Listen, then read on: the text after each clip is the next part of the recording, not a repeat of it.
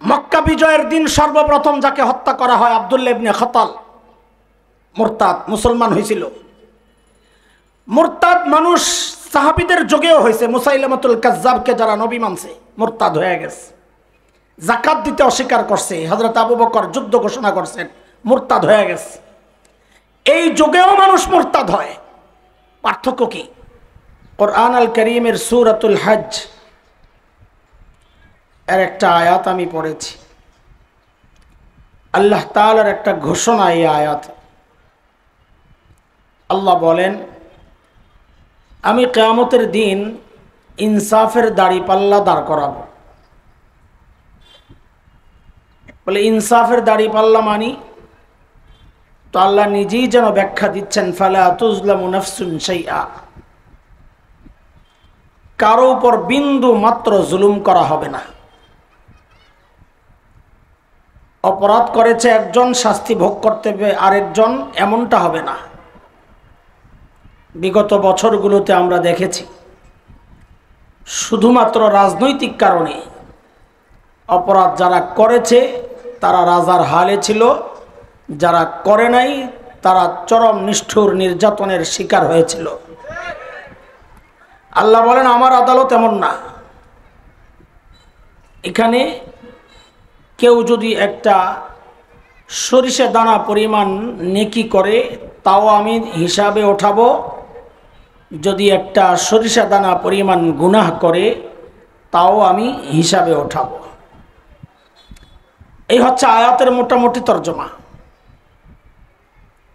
এই আয়াতকে সামনে রেখে মুফাসসিরিনে কেরাম হাসরের মাঠের মানুষের 4টা শ্রেণী করেছেন। 4টা। কয়টা? ওই শ্রেণী বুঝার আগে একটা কথা বুঝেন, তাইলে খুব সহজে বুঝবেন ইনশাআল্লাহ বিষয়টা। আপনাদের এলাকায় দাড়িপাল্লা আছে তো না? মার্কানা এমনি দাড়িপাল্লা আসেনি? আচ্ছা, ওই দাড়িপাল্লায় পাল্লা থাকে কয়টা? আমার সাথে একটু কথাবার্তা বলা লাগবে, আমি একা কথা বলতে পারি না। আমার বয়ান হলো ক্লাসের মতো, যেন একটা ক্লাস করতেছেন এইভাবেই শুনবেন ইনশাআল্লাহ। বলেন, দাড়িপাল্লায় পাল্লা থাকে কয়টা? এক পাল্লায় লোহা দিছেন, কি বলে এখানে? লোহা বলে। আমাদের ওদিকে কিছু অঞ্চল আছে ওখানে বাটখারা বলে, আপনাদের বলে? আচ্ছা থাক, নতুন শব্দ শোনানো মুখস্থ করার দরকার নেই, যেটা জানেন ওইটাই বলেন। এক পাল্লায় লোহা রাখছে, লোহা, পাথর। তাইলে মাপার জন্য পাশের পাল্লায় কিছু দেওয়া লাগবে তো না? আপনাদের এলাকায় ধান তো অনেক হয় না, তো পাশের পাল্লায় ধান রাখছে তো মাপা যাবে। কিন্তু যদি এমন হয় যে এক পাল্লায় লোহা রাখছেন কিন্তু পাশের পাল্লায় কিছু দেন নাই, মাপা যাবে? বলেন আপনারা, মাপা যাবে? কেন যাবে না এটা আমি যা শিখাইয়া দিব এটাই একদম শেষ পর্যন্ত বলবেন। বয়ানের শেষ পর্যন্ত জিজ্ঞেস করব, খালি এইটাই বলবেন। বলেন, পাল্লা একটা খালি। বলেন সবাই, এটাই আপনাদের পড়া আজকের, এটা মুখস্থ করেন। বলেন, পাল্লা একটা। সবাই বলেন, পাল্লা একটা। আমি আবার জিজ্ঞেস করি, এক পাল্লায় লোহা রাখা হয়েছে, আরেক পাল্লায় ধান দেওয়া হয় নাই, মাপা যাবে? কেন যাবে না? না, পাল্লা খালি বললে তো পেছপুছ লেগে যাবে। পাল্লা একটা খালি, এক পাল্লায় তো লোহা আছে, পাল্লা খালি কেন? আবার জিজ্ঞেস করি, এটা মুখস্থ না হওয়া পর্যন্ত আগানো যাবে না। বলেন, এক পাল্লায় লোহা রাখছি, আরেক পাল্লায় ধান দেই নাই, মাপা যাবে? কেন যাবে না? আবার বলেন। যদি উল্টা হয়, এক পাল্লায় ধান রাখছেন, আরেক পাল্লায় লোহা রাখেন নাই, মাপা যাবে? কেন যাবে না? পাল্লা একটা খালি। মাশাআল্লাহ, এই তো মুখস্থ হয়েছে। হাসরের মাঠে আল্লাহর সামনে এমন কিছু মানুষ আসবে যাদের নেকির পাল্লায় নেকি তো আছে কিন্তু গুনার পাল্লায় একটা গুনাও নাই। বলেন, তাদের আমল মাপা যাবে? কেন যাবে না? পাল্লা একটা। আরে মুখস্থ ভালো করে হয় নাই তো, ভালো করে বলেন মাপা যাবে? আমি আবারও বলি, এক শ্রেণীর মানুষ আসবেন যাদের নেকির পাল্লায় নেকি আছে কিন্তু গুনার পাল্লায় গুনাহ নাই একটাও, মাপা যাবে? কেন যাবে না? এই মানুষগুলোই যাদের আমল মাপা যাবে না। কেন যাবে না? পাল্লা একটা খালি। যাদের আমল মাপা যাবে না এই মানুষগুলোকেই আল্লাহ তাআলা বিনা হিসাবে জান্নাত দিয়ে দিবেন। বুঝে আসছে কথা? ঠিক উল্টা যদি হয়, তারা কারা আমরা পরে আসতেছি, আগে পড়া মুখস্থ করেন। ঠিক উল্টা যদি হয়, এক পাল্লায় ধান আছে, এক পাল্লায় গুনাহ আছে, গুনাহ। নেকির পাল্লায় নেকি নাই একটাও। বলেন তো এই আমল মাপা যাবে? কেন যাবে না? পাল্লা একটা খালি। মাশাআল্লাহ, এই তো মুখস্থ হয়েছে। এই মানুষগুলা যেহেতু নেকির পাল্লা খালি, মাপা যাবে না, আমল বিনা মাপে বিনা হিসাবে, এই মানুষগুলো জাহান্নামে যাবে। কয় শ্রেণী হইল বলেন? আর রয়েছে কয় শ্রেণী? মোট কয় শ্রেণী হবে হাসরে? 4। আর 2 শ্রেণী, যাদের নেকির পাল্লায় নেকিও আছে, গুনার পাল্লায় গুনাও আছে। তো যদি নেকির পাল্লায় নেকি বেশি হয় তো আল্লাহ বলেন فَأَمَّا مَنْ ثَقُلَتْ مَوَازِينُهُ فَهُوَ فِي عِيشَةٍ رَاضِيَةٍ। নেকির পাল্লায় নেকি বেশি তো সে জান্নাতি। কয় গ্রুপ গেল? আর রয়েছে কয় গ্রুপ? নেকির পাল্লা। ওয়া আম্মা মান খাফফাত মাওয়াজিনুহু ফাউম্মুহু হাওিয়া। নেকির পাল্লা হালকা, গুনার পাল্লা ভারী, তো আল্লাহ বলেন সে জাহান্নামী। কয় গ্রুপ হইল? হিসাব হবে কয় গ্রুপের? হিসাব হবে না কয় গ্রুপের? বলেন, হিসাব হবে কয় গ্রুপের? হিসাব বিনা হিসাবে ফয়সালা কয় গ্রুপের? 1 নম্বর গ্রুপ, যাদের নেকির পাল্লায় নেকি আছে কিন্তু গুনার পাল্লা একেবারেই খালি, একটা গুনাও নাই। বলেন তো তাদের আমল মাপা যাবে? কেন যাবে না? 1 পাল্লা খালি। তাদের ব্যাপারে আল্লাহর সিদ্ধান্ত, তারা বিনা হিসাবে। মুখস্থ হইতেছি নি পড়া? মাশা। তারা কারা? এখন থেকে আমাদের হিসাব শুরু। তারা কারা? এই যে 4 গ্রুপ, তারা কারা? যাদের নেকির পাল্লায় নেকি আছে, গুনার পাল্লা একদম খালি, বিনা হিসাবে জান্নাতি, তারা সমস্ত আম্বিয়া আলাইহিমুস সালাতু ওয়াস সালাম। আহলুস সুন্নাহ ওয়াল জামাতের আকীদা হচ্ছে, এদেশের হক্কানি উলামায়ে কেরাম যা আকীদা পোষণ করেন, সমস্ত নবী মাসুম, নিষ্পাপ। কোন নবী জিন্দেগিতে কোনো গুনাহ করেন নাই। আমার সাথে বলেন, সমস্ত নবী নিষ্পাপ। বলেন, সমস্ত নবী। কোন নবী জিন্দেগিতে কোনো গুনাহ? হ্যাঁ, একটা প্রশ্ন আসবে, কেন করেন নাই? তো এর অনেক জবাব, এটা আমাদের আলোচনার বিষয় না, কিন্তু যেহেতু কথা উঠাইছি একটা বলে রাখি যেন প্রশ্নটা না থাকে। সমস্ত নবী গুনাহ করেন নাই যে তার অনেক কারণ। একটা মৌলিক কারণ হচ্ছে সমস্ত নবীকে আল্লাহ নিজেই গুনাহ থেকে বাঁচাইয়া দিয়েছেন। আবার প্রশ্ন আসবে, আল্লাহ কেন বাঁচাইছেন? এটা বোঝার জন্য কোরআন আল কারীমের সূরাতুল হজ এর একটা আয়াত আপনারা শুনেন। এটা আপনাদের অনেকের জানা আছে আয়াতটা। আল্লাহ বলেন, আল্লাহু ইয়াসতাফি মিনাল মালাইকাতি রুসুলান ওয়া মিনান নাস। আল্লাহ বলেন, সমস্ত রসুল আমি আল্লাহর নির্বাচিত। বলেন, রসুল কার নির্বাচিত? আরো জোরে বলেন। এখন কোন নবী রসুল যদি গুনাহ করেন তো আল্লাহর নির্বাচনটা প্রশ্নবিদ্ধ হয়ে যাবে যে আমাদেরকে গুনাহ থেকে বাঁচাইতে কাদেরকে নবী বানাইয়া পাঠাইলেন?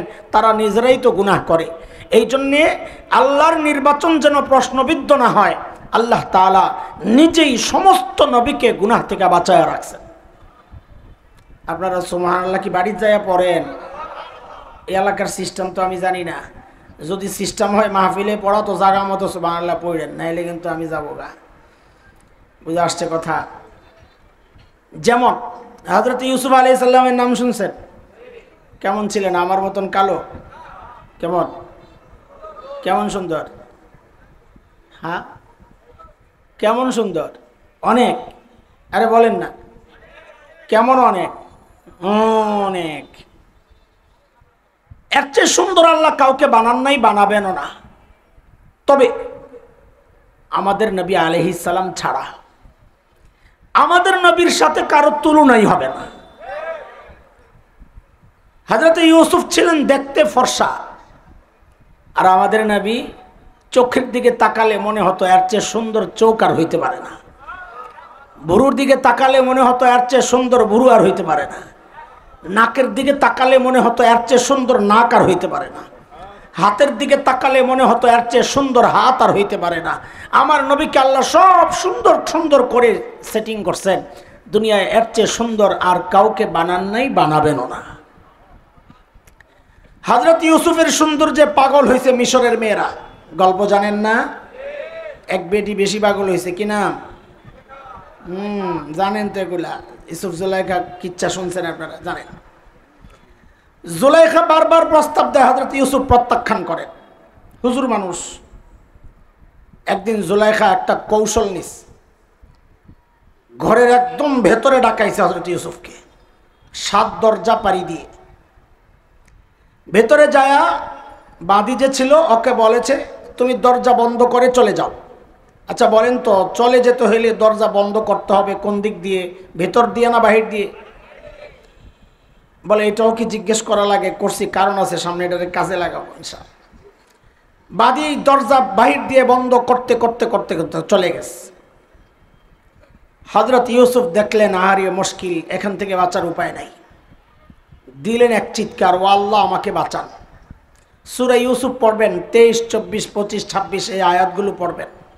আল্লাহ বলেন, وراودته التي هو في بيتها عن نفسه وغلقت الأبواب وقالت هيت لك قال معاذ الله إنه ربي أحسن مثواي إنه لا يفلح الظالمون।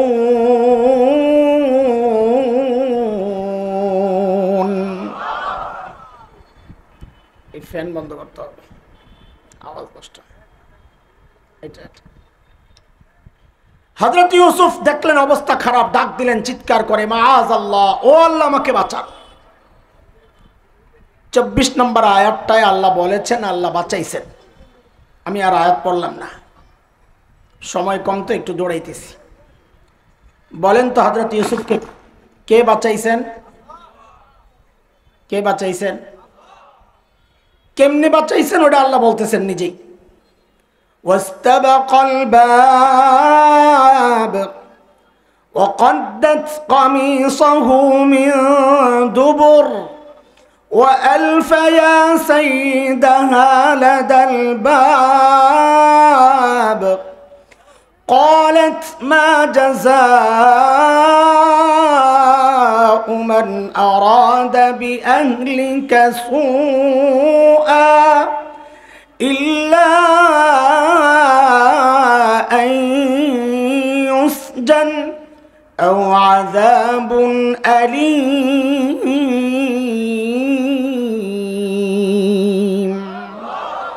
হযরত ইউসুফ দিছেন দরজার দিকে দৌড়। কোন দিকে? ওই দরজা না বন্ধ, কোন দিক দিয়া? আরে ভেতর দিয়া বন্ধ থাকলেও তো বলে তালা দেহি টাইনা টাইনা খোলা যায়নি, একটা যৌক্তিক কারণ ছিল। দরজা তো বাহির দিয়া বন্ধ, তো তিনি দৌড় দিলেন কেন? কোন ভরসায়? এটা নবীওয়ালা ঈমান। হযরত ইউসুফ চিন্তা করেছেন, আমি যে আল্লাহকে ডেকেছি ওই আল্লাহ আমাকে একা ছাড়তে পারেন না।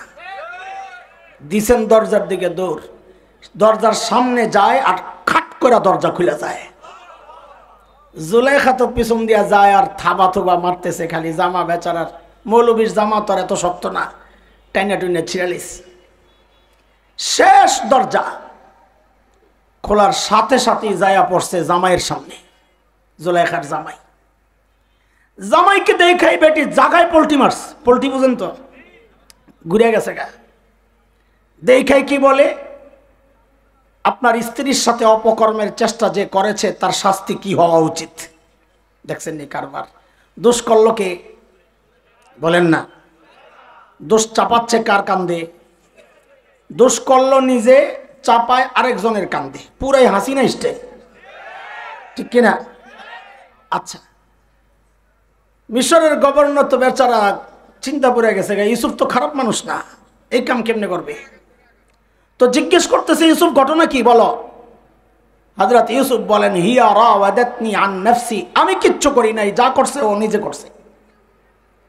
এখন মিশরের গভর্নর বলে, তুমি যে করো নাই এটার প্রমাণ দাও। দেখেন এই জায়গায় আরেকটা 2 নম্বরই হয়ে গেছে। মাসআলা হইল বা আদালতের সিদ্ধান্ত সিস্টেম, এটা প্রমাণ দেয় যিনি বাদী, যে দাবি করে প্রমাণ সে দেয়। আমরা বলি আল বাইয়িনাতু আলাল মুদ্দাই। এখানে দাবি করছে জুলাইখা, কাজী প্রমাণ কে দিবে? বলেন না। অথচ প্রমাণ চাওয়া হচ্ছে কার কাছে? নিয়ম ঠিক আছে না উল্টাইছে? কেন উল্টাইলো? কারণ জুলাইখারা তখন ক্ষমতায় থাকলে নিয়ম উল্টানোই নিয়ম হয়ে যায়। কথা ঠিক কিনা বলেন? হযরত ইউসুফ চিন্তায় পড়ে গেছে, দলিল কই পাব? ভেতরে ছিলাম আমি আর এই বেটি একা, এখন দলিল কই পাব? এর মধ্যেই জুলাইখার এক ফুফাতো বোন আসছিল বেড়াইতে, তার ছোট্ট এক ছেলে, দুধের বাচ্চা। আল্লাহ তাআলা এমন এক কান্না বের করছেন, আর থামে না, ওয়া ওয়া ওয়া, যেন মেশিন ছেড়ে দিছে। হযরত ইউসুফ বুঝছেন এই কান্দার মধ্যে রহস্য আছে, নিশ্চয়ই আল্লাহ এখানে আমার জন্য মুক্তির কোনো রাস্তা রাখছেন। বললেন, আমার পক্ষে সাক্ষী দিবে ওই বাচ্চাটা নিয়ে আসেন। জুলাইখা মনে মনে খুশি, চান্দু খাইছ ধরা। অস্বীকার করতা, তোমার কাছেও প্রমাণ নাই, আমার কাছেও প্রমাণ নাই, বিষয়টা অস্পষ্ট থাকতো। এখন পিচ্চি আনা হবে, জিজ্ঞেস করলে পিচ্চি বলবে ওয়া, আর খাইবা বাড়ি। খুশি বেডি মনে মনে। পিচ্চিরা আনা হয়েছে, পিচ্চিকে জিজ্ঞেস করা হচ্ছে, এরে পিচ্চি অপরাধ কে করছে রে? আল্লাহ। পিচ্চি যদি ডাইরেক্ট বলতো অপরাধ করছে জুলাইখা, ইউসুফ নিরপরাধ, তো দরবারের শয়তানরা কি বলতো? এটা মোল্লার শয়তানি, মোল্লায় জাদু দিয়ে বের করছে। কারণ মোল্লারা তো অনেক কিছু জানে, শাপলা চত্বরে রং মাইখাও শুয়ে থাকতে পারে, ঠিক আছে না? মোল্লারা অনেক কিছুই পারে, মানুষ মনে করে। তো এইরকম দরবারি শয়তান তো সব যুগেই ছিল। আল্লাহ তাআলা এমন কাহিনী করে কথা বের করছে, এমনভাবে ধরছে, আমরা বলি না ছাই দিয়া ধরছে, ছুটাছুটির সুযোগ নাই। পিচ্চি কি বলে? পিচ্চি বলে ইউসুফের জামা চেক করে। কি চেক করতে বলে? ইন কানা কামিসুহু কুদ্দা মিন কুবুল ফাসাদাকাত ওয়া হুয়া মিনাল কাযিবিন ওয়া ইন কানা কামিসুহু কুদ্দা মিন দুবুর فكذبت وهو من الصادقين।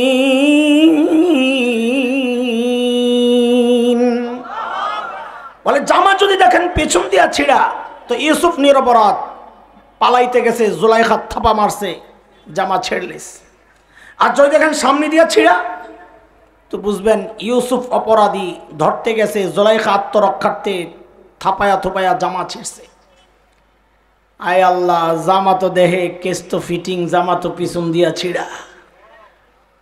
এখন মিশরের গভর্নর কি বলে, এই বেটি ইউসুফ আর ইদান হাজা, কাউরে কিছু বইল না, মান ইজ্জতের ব্যাপার। আর জুলাইখারে কি বলে, এটা বলার জন্য আপনাদেরকে এই পর্যন্ত আনছি। জুলাইখারে কি বলে, ওয়াস্তাগফিরি লিজাম্বিক ইন্নাকি কুনতি মিনাল খাতিইন। তোরা বেডিগো চক্রান্ত বড় মারাত্মক, গুনাহ করছস, ভুল করছস, ইস্তেগফার পড়। ভুল কইরা আবার ভুল আরেকজনের কান্দে চাপানো, এটা মারাত্মক অপরাধ। আমাদেরও কথা এটাই, যদি কেউ যারা ভুল করছে তারা জাতির কাছে ক্ষমা চাক, চিন্তা করব ক্ষমা করা যায় কি যায় না। কিন্তু দাদার দেশে যাইয়া মোবাইলে কর্মীদেরকে উগ্র আচরণের জন্য উৎসাহিত করা কাজ হবে না দোস্ত। এদেশ জেগে গেছে, আর ঢুকতে দেওয়া হবে না, ঢুকতে দেওয়া হবে না।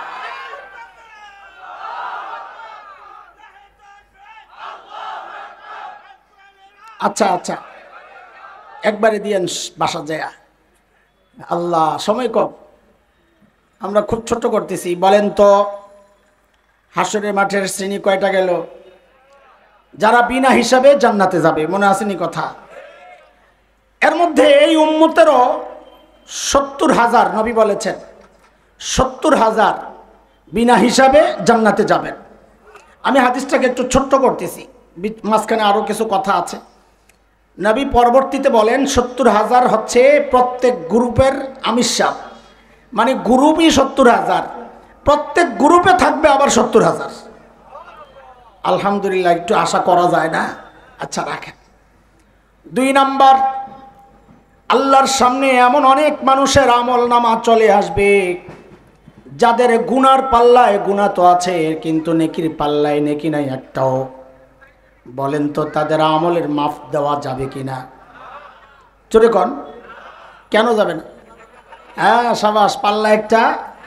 তাদের ব্যাপারে তারা বিনা হিসাবে জান্নাতে যাবে, জাহান্নামে যাবে, নাউজুবিল্লাহ, বিনা হিসাবে।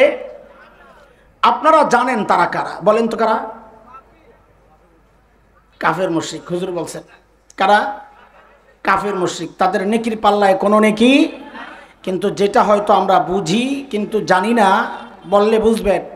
আরেকটা শ্রেণী আছে যারা দেখতে আমাদের মতো হইতে পারে, দাড়িওয়ালাও হইতে পারে, টুপিওয়ালাও হইতে পারে, পাঞ্জাবিওয়ালাও হইতে পারে, নামে মুসলমানও হইতে পারে, কিন্তু বিশেষ কারণে তারাও বিনা হিসাবে জাহান্নামে যাবে। আরে ঠিক না বললেন নাউজুবিল্লাহ কোন? হ্যাঁ, আল্লাহ বাঁচা কাম করে। তারা কারা? আল্লাহ বলতেছেন, শুনেন, আরে আল্লাহর ডাকে শোনালো, এরপর আপনি কইেন। আল্লাহ বলতেছেন, ومن يرتد منكم عن دينه فيمت وهو كافر فأولئك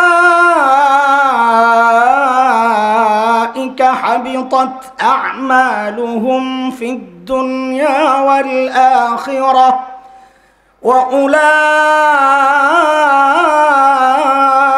وأولئك أصحاب النار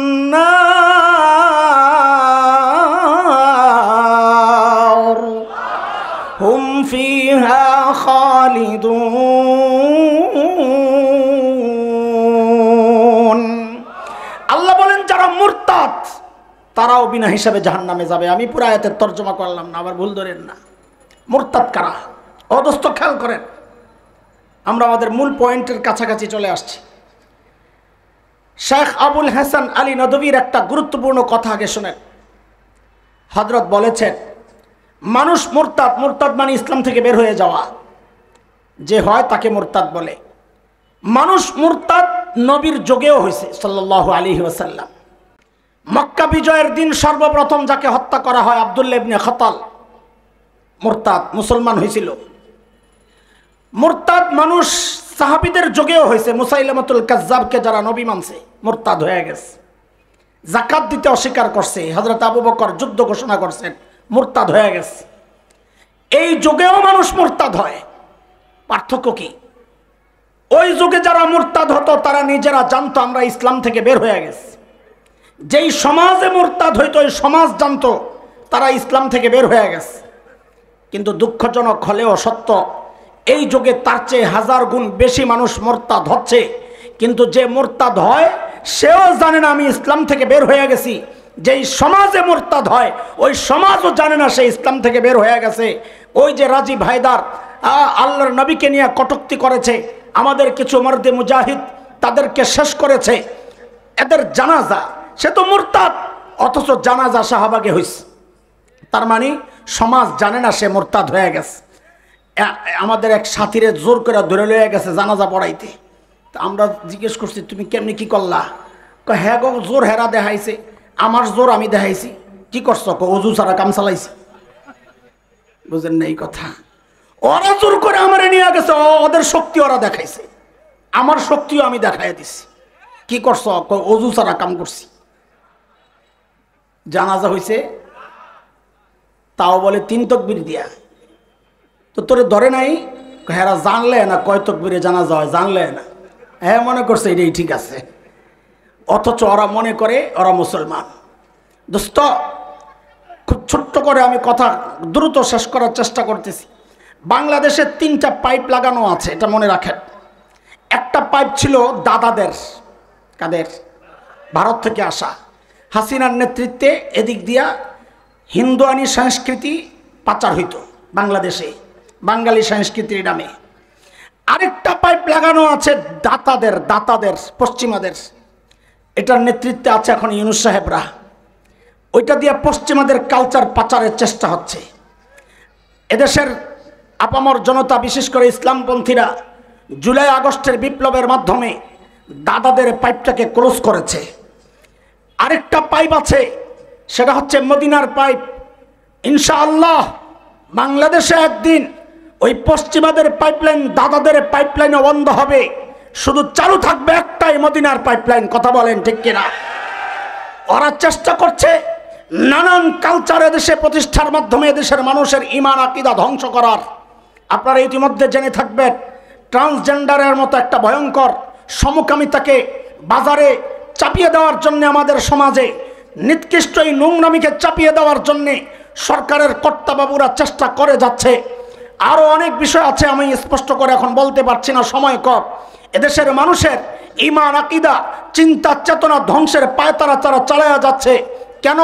ওরা জানে এই জাতিকে পরাজিত করার জন্যে যুদ্ধকে বেছে নিলে আমরা পারবো না। কারণ যে জাতি রক্ত দিতে জানে, যে জাতি শাহাদাতের তামান্না করে, ওই জাতিকে যুদ্ধ করে পরাজিত করা যায় না। ওই জাতির কাছে আফগানিস্তানের মতো কুত্তা পিটুনি খাইতে হয়। ওরা জানে এটা। সেই জানার কারণে এদেশের যুবকদের চিন্তা চেতনা মস্তিষ্ক নষ্ট করার জন্যে পশ্চিমা কালচার তারা চাপায়া দিতে চাচ্ছে। আওয়াজ উঠাইতে হবে, বাংলাদেশের প্রত্যন্ত অঞ্চল থেকে আওয়াজ উঠাইতে হবে। এটা শাহজালাল ইয়ামানির দেশ, হযরত হাফিজের দেশ, মুফতি আমিনের দেশ, হযরত পীরজি হুজুরের দেশ, শামসুল হক ফরিদপুরি রহমাতুল্লাহ আলাইহির দেশ, মুফতি আব্দুর রহমানের দেশ। এই দেশ থেকে ইসলাম নিশ্চিহ্ন করতে কেউ আসলে খোদার কসম সে নিশ্চিহ্ন হয়ে যাবে। ৭১-এ দেশ মুক্তির জন্য একবার মুক্তিযুদ্ধ হয়েছে। ঈমান রক্ষায়, স্বাধীনতা সার্বভৌমত্ব রক্ষায় যদি আবারও যুদ্ধের প্রয়োজন হয়, আবারও যুদ্ধ হবে, আবারও যুদ্ধ হবে। আল্লাহ কবুল করেন। থাকবেন তো ইনশাআল্লাহ? থাকতে হবে। সাথে ভয়ঙ্কর চক্রান্ত চলছে এই দেশকে নিয়ে। চোখ কান খোলা রাখবেন ইনশাআল্লাহ। ডাক পড়লে দেরি করবেন না, দৌড় দিবেন। ঠিক আছে তো ইনশাআল্লাহ? হাসরের মাঠের শ্রেণী কয়টা তাড়াতাড়ি বলেন তো একটু। হ্যাঁ হ্যাঁ, কয়টা গেল? এক হচ্ছে বিনা হিসাবে, আরেক হচ্ছে বিনা পাল্লা একটা খালি। আরে বলেন না, পাল্লা একটা। আর রয়েছে কয়টা? এক পাল্লা যদি আমল নেকি ভারী হয় সে, আর যদি নেকি ভারী না হয়, গুনাহ ভারী হয়, তাহলে সে। আমাদের একদম ক্লোজ করে নিয়ে আসছি। নেকি দিয়া পাল্লা ভারী কেমনে হয়, আর গুনার পাল্লা খালি কেমনে হয়? এটা বোঝার আগে একটা জিনিস বুঝেন। আল্লাহ বলেন নাই ফাম্মা মান কাসুরাত, এটা খেয়াল করেন। আল্লাহ বলেন নাই যার আমল বেশি, না। আল্লাহ বলেছেন ফাম্মা মান সাকুলাত, যার নেকির পাল্লা ভারী। ভারী কেমনে হয়? খুব মনোযোগ লাগবে এই কথাটা বোঝার জন্য। একটা সূক্ষ্ম কথা, বুঝলেই মজা পাওয়া যাবে ইনশাআল্লাহ। সেটা হচ্ছে, ধরেন একজনের নেকির পাল্লায় গোটা বাংলাদেশটার যত ওজন আছে, কত ট্রিলিয়ন টন হইতে পারে আল্লাহই জানে, এই পরিমাণ নেকি আছে। বলেন তো পাল্লা ভারী না হালকা? জোরে বলেন। সবাই না বললে কথা আগানো যাবে না। পাল্লা ভারী না হালকা? না, এটা এখনো বলার সময় হয় নাই। আগের পাল্লা দেখতে হবে। আরেক পাল্লা, যদি ওই পাল্লায় আবার ভারত সমান গুনাহ থাকে, তাহলে এবার বলেন তো আগেরটা ভারী না হালকা? একটু আগে বললেন ভারী, এখন বলেন হালকা। আচ্ছা, যদি নেকির পাল্লায় নেকি থাকে 1 কেজি, 1 কেজি কত? 1 কেজি নেকি করছে সারা জীবনে। এইবার বলেন তো নেকির পাল্লা ভারী না হালকা? বলার সময় হয় নাই। পাশে কি আছে আগে বলেন। পাশে আছে আধা কেজি গুনাহ। কদ্দুর বলেন না। এইবার বলেন নেকির পাল্লা ভারী না হালকা? তাইলে গোটা বাংলাদেশ সমান নেকি দিয়াও পাল্লা ভারী করা যায় নাই। 1 কেজি নেকি দিয়েই পাল্লা ভারী করা গেছে। বোঝা গেল এই জায়গায় মনোযোগ কম দিয়া মনোযোগ দেওয়া দরকার বাম পাশে। গুনার পাল্লা খালি করতে হবে, গুনার পাল্লা হালকা করতে হবে। গুনার পাল্লা খালি করলে অল্প নেকি দিয়েই আমি জান্নাতে যেতে পারবো। কথা ঠিক কিনা বলেন? বুঝছেননি কথাটা? বুঝছেননি কথাটা? চলেন, গুনার পাল্লা খালি করা আর ভারী করা, হালকা করা আজকের আমাদের শেষ কথা। এই কথার উপরে আমরা শেষ করব ইনশাআল্লাহ। একটা স্লোগান দিব, একটা স্লোগান মানে একটা প্রতিজ্ঞা করব। বলেন, গুনাহ রাখবো না, গুনাহ করব না। বলেন, গুনাহ রাখবো না। আরে বলেন না, গুনাহ ভবিষ্যতের জন্য, এটা হলো অতীতের জন্য। অতীতের যা গুনাহ করছি এগুলা রাখবো না, আর ভবিষ্যতের জন্য গুনাহ।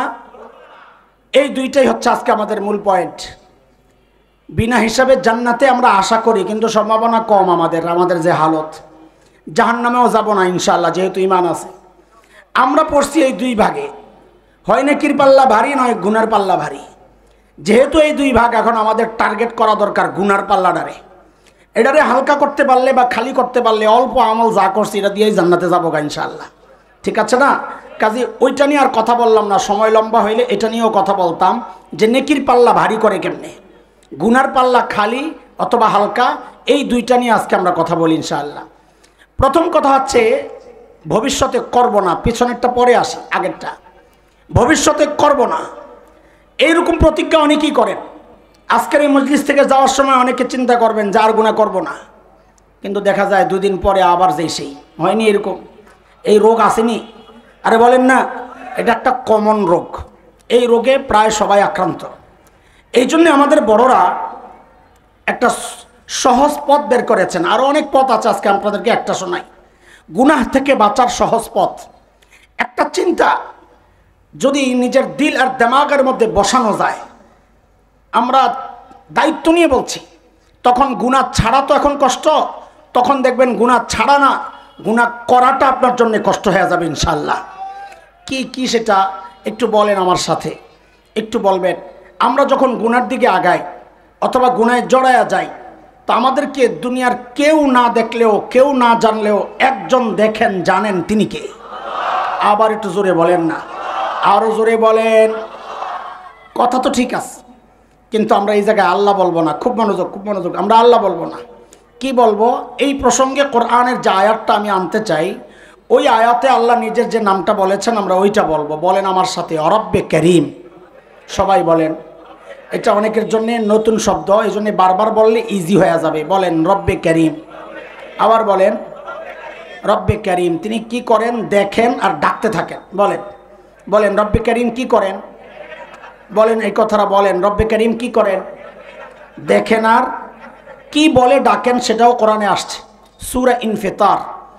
সূরা ইনফিতার আম্মা পাড়ার 5 নম্বর সূরা, 6, 7, 8 নম্বর আয়াতগুলো পড়েন, পাইবেন এই কথাগুলো। আল্লাহ আমাকে গুনাহ করতে দেখলে, আপনাকে গুনাহ করতে দেখলেই আল্লাহ ডাকেন এই বলে, ইয়া আইয়ুহাল ইনসান মা গররাকা বিরব্বিকাল কারীম।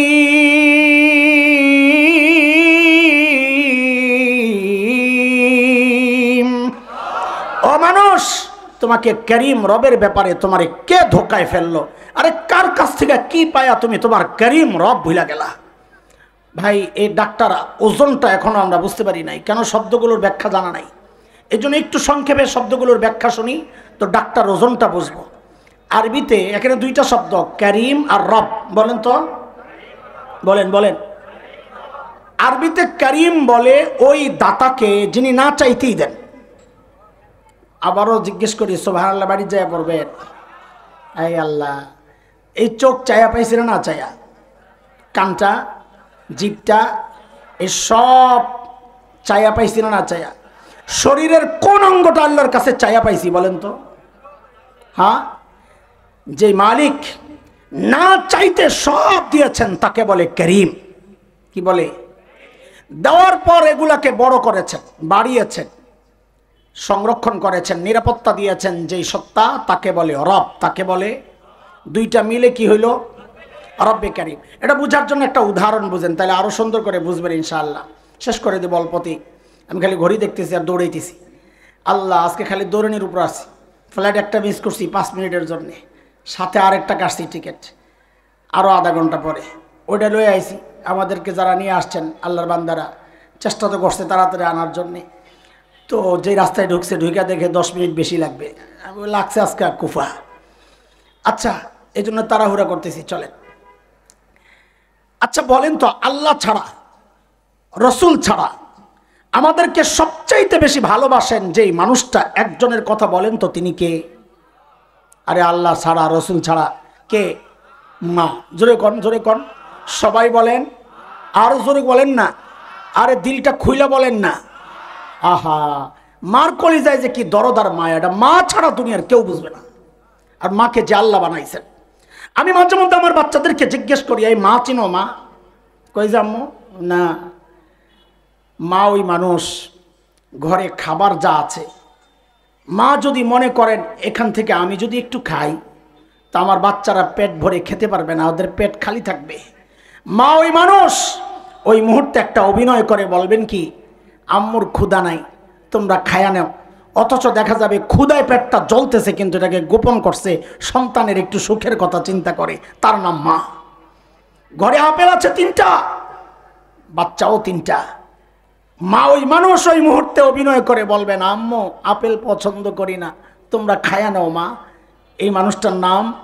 ঘরে কোনো ভালো খাবার তৈরি হলে, আরে আমাদের মুখে না দিয়া যিনি কোনোদিন খান নাই, এই মানুষটার নাম।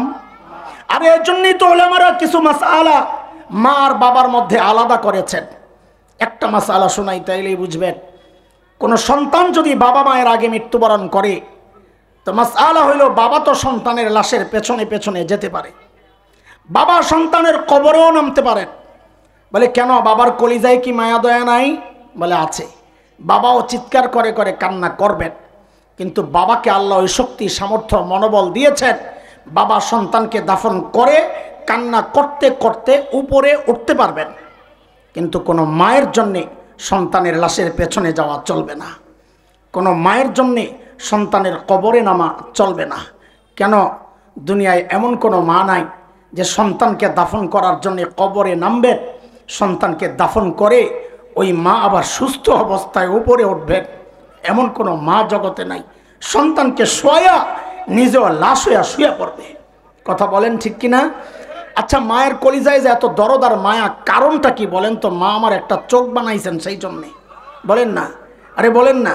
একটা কান বানাইছেন, একটা হাত, একটা পা। একবারে বলেন তো, মা আমার শরীরের কি বানাইছেন? জোরে বলেন, কি বানাইছেন? কিছুই না, অল্প কয়েকদিন পেটের মধ্যে ধারণ করেছেন, হওয়ার পর লালন করেছেন, তাতেই মার কলিজায় এত মায়া। মা আমার কিচ্ছু বানান নাই। অদস্ত যুবক, খেয়াল করো, মা আমার কিচ্ছু বানান নাই, একদম একটা ছোট্ট একটা পশমও না, তাতেই মার কলিজায় এত মায়া। তাইলে যে আল্লাহ আমার চোখ বানাইছেন, ওই আল্লাহর কত মায়া।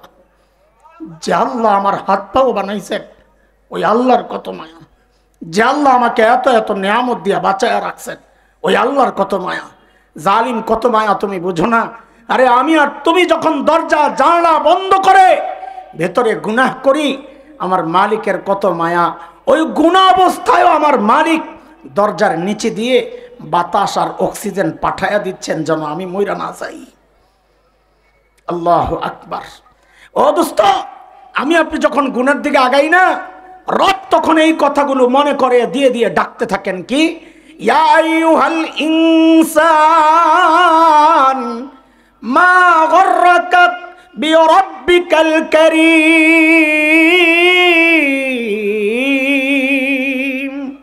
ও মানুষ, যেই চোখটা দিয়া তুই গুনাহ করতেছস, ওই চোখটা তোর নায়ক নায়িকা দেয় নাই রে, আমি কারীম দিছি, না চাইতে দিছি। যে কান দিয়া যুবক হেডফোন লাগায় তো গান শোনো, একটু চিন্তা করো, আমার রব এই মুহূর্তে আমারে ডেকে ডেকে বলতেছেন, এই আব্দুল্লাহ, ও মোহাম্মদ, ও তুই যে কান দিয়া গুনাহ করতেছস, ওটা আমি কারীম দিছি, না চাইতে দিছি। যেই হাত ব্যবহার করতেছস, ওই হাত আমার দেওয়া। যে পাও দিয়া চলতেছস, ওই পাও আমার। যে জমিনের উপর চলতেছস, ওই জমিনটাও আমার। আমার দানে মধ্যে আমার নাফরমানি করতেছস কেন রে? মা গররাক, মা গররাক বিরাব্বিকাল কারীম। ওই কারীম রব, যিনি সব দিছেন, বাঁচায় রাখছেন, কাছ থেকে কি পায়া তুই তাকে ভুলে গেলি? জবাব দে। প্রতি মুহূর্তে মালিক এইভাবে ডাকতে থাকেন। খোদার কসম খায়া বলি, কেউ যদি নিজের চিন্তা, চেতনা, মননে, মগজে, দিলের মধ্যে এই কথাটা ঢুকাইতে পারে, গুনাহ করার সময় যদি খালি একবার চিন্তা করে আমার রব তাকায় তাকায় ডাকতেছেন, আমরা দায়িত্ব নিয়ে বলছি, তখন গুনাহ ছাড়া না তার জন্য গুনাহ করাটা কঠিন হয়ে যাবে ইনশাআল্লাহ। শেষ কথা, আজান দিচ্ছে না, দিবে শেষ কথা আমার। হ্যাঁ শেষ কথা শুনে, এক গেল গুনাহ করব না, মনে আছে তো না? আরেকটা কি বলছি? রাখবো না বলেন না, শেষ কথা বলেন, রাখবো না। কেমনে রাখবো না? সুযোগ কি, রাস্তা কি? বলে আমাদের একজন মালিক আছেন যিনি তার নাম রাখছেন গফফার। কি নাম? এজরে বলেন কি নাম? গফফার। চিনেন? গফফার চিনেন? আল্লাহু আকবার বলেন একবার চিৎকার করে, চিনেন গফফার? আল্লাহু আকবার। এরে দোস্ত শোনেন, দুনিয়ার সব অপরাধীকে খুঁজে শাস্তি দেওয়ার জন্যে, এমনকি সন্তান অপরাধ করলেও মা বাবা খোঁজেন শাস্তি দেওয়ার জন্যে। গফফার ওই মালিকের নাম যিনি অপরাধীরে খোঁজেন মাফ করার জন্যে।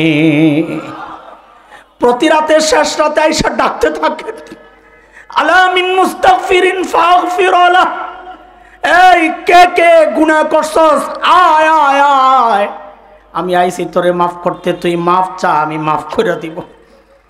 বলে মালিক আমার গুনাহ তো অনেক, মাফ করবেন কত? তো গফফারের পক্ষ থেকে জবাব আসে, বান্দারে তুই গুনাহ করছস যত। বলে মাফ করবেন কত? বলে গুনাহ করছস যত। বলে যত কত তাও বলেন না। আল্লাহ বলেন আমার বান্দার গুনার পরিমাণ যদি সারা দুনিয়া ভরে যায়, ভরতে ভরতে যায়া যদি ওই আসমানের সাথে যায়া লাগে, আল্লাহ বলেন লা উবালি, আমার কোনো পরোয়া নাই, বান্দা মাফ চাওয়ার সাথে সাথেই আমি তার জিন্দেগীর সব গুনাহ মাফ করে দিব। আল্লাহু আকবার বলেন না? আল্লাহু আকবার বলেন। ইনশাআল্লাহ গুনাহ রাখবো না, গুনাহ করব না ইনশাআল্লাহ। বলেন গুনাহ রাখবো না, গুনাহ করব না, মনে থাকবে ইনশাআল্লাহ। আল্লাহ তাআলা আমাদের সারা জিন্দেগীর সমস্ত গুনাহ খাতা মাফ করে দেন, ভবিষ্যতে গুনাহমুক্ত থাকার তৌফিক দান করেন। যাদের জন্য আজকের এই আয়োজন, আল্লাহ তাদেরকেও কবুল করেন। যেই মরহুমের জন্যে মাগফিরাতের জন্য আয়োজন, আমরা তার জন্য দোয়া করি।